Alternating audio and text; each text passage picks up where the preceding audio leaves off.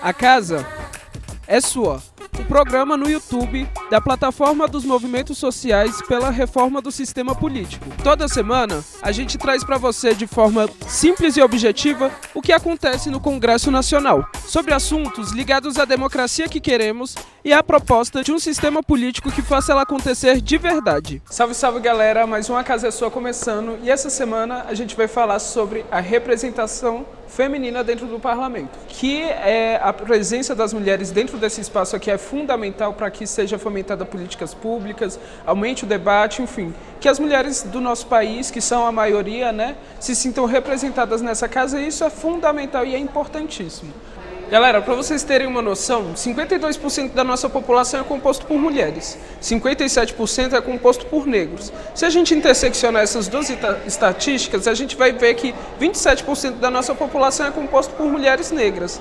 Ou seja, a gente tem um quarto da população, mas aqui dentro da Câmara ou do Senado ou em qualquer outra esfera de poder, a gente não tem essa representação dessas mulheres negras. A gente tem ainda uma subrepresentação dessas mulheres, muitas delas ainda não chegaram nesse espaço de poder e aquelas que chegaram assim ainda tem algumas questões envolvidas com a política antiga. Para vocês terem uma ideia, as mulheres só alcançam 14% da representação nos poderes, seja executivo, legislativo ou judiciário. Esses números são muito graves, assim, a gente precisa lutar por políticas que incluam cada vez mais mulheres nesses poderes, nessas esferas, para que elas se sintam representadas, para que elas se representem e para que elas possam trazer as pautas delas para esses espaços de poder e de decisão.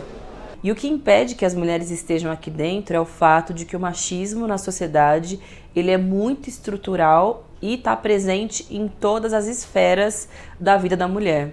Seja a partir do ponto de vista do tempo que ela tem para se dedicar para a política. Então vamos imaginar uma mulher brasileira, uma trabalhadora comum, que precisa acordar muito cedo, pegar muitas horas de transporte para poder chegar no seu local de trabalho, que precisa lidar com o fato de que não há vagas nas creches, ou seja, a questão de cuidar dos seus filhos também demanda muito tempo, ou tempo de cuidado de outras mulheres, que no local de trabalho passa por situações de assédio moral, assédio sexual, na volta para casa também muitas vezes no transporte público, tem um salário ruim, enfim, dedica a sua vida quase que exclusivamente para o mercado de trabalho e para o cuidado da família. Em que momento na vida dessa mulher ela vai ter tempo, condições de se organizar politicamente e mais do que isso, participar de uma estrutura partidária? Se existe um problema num bairro, numa quebrada, num território, é sempre a mulherada que se organiza para reivindicar os seus direitos. Então nada mais justo que elas também estejam aqui dentro através da política de cotas. Eu defendo metade homens e metade mulheres,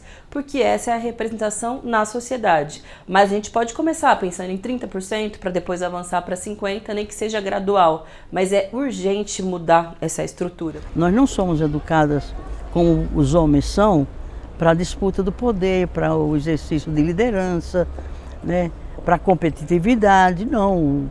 Nós somos sempre orientadas, formadas, educadas, desde a família até a escola, a igreja, enfim, para o ambiente privado. Nós fazemos a diferença na política, a gente não pode repetir o modelo masculino, o modelo machista, patriarcal, autoritário, excludente. Nós temos que não só disputar e conquistar espaços de poder, mas nós temos que recriar a forma de ocupar esses espaços de poder, de forma democrática, de forma solidária, de forma de diálogo com a sociedade civil organizada, sobretudo os movimentos de mulheres, os movimentos feministas, e fazemos de fato a diferença. No STF, o movimento de mulheres também teve uma vitória que foi considerado legal e constitucional a reserva de 30% do financiamento para as campanhas de mulheres, assim como também é reservado 30% das candidaturas às mulheres. Fizeram uma reforma política e nessa reforma política procuraram garantir o mínimo de participação nessas mulheres, já que a gente pedia paridade, pedia 30% de participação, e nós tivemos no Supremo uma grande vitória, que foi a de garantir de que os recursos fossem para as mulheres. Isto provocou uma certa confusão, uma frisson nos homens. Começaram a dizer que nós mulheres necessariamente não precisaríamos de tanta coisa, porque nem toda mulher ia para a política, a mulher nem gosta de política, repetiu tudo. E o que foi que nós fizemos? Nós colocamos na pauta da reforma essa exigência, e o que aconteceu? Que alguns partidos políticos não cumpriram essa regra. Botaram o que a gente chama de candidatas laranja para poder suprir. Nós estamos indo para cima porque nós queremos mais do que essa política de cota, nós queremos paridade. Os partidos políticos têm muita responsabilidade, sim, de não acolher essas mulheres, não dar condições financeiras, não encaminhar os seus filhos para serem cuidados, e quando as mulheres conseguem ser candidatas finalmente, utilizam essas mulheres como candidaturas laranjas para fingir que são candidatas e utilizar o fundo eleitoral e partidário, que seria de direito, para destinar para a candidatura desses homens e seguir perpetuando o poder.